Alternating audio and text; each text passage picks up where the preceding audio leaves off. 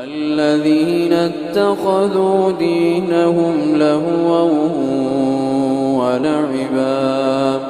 وغرتهم الحياة الدنيا فاليوم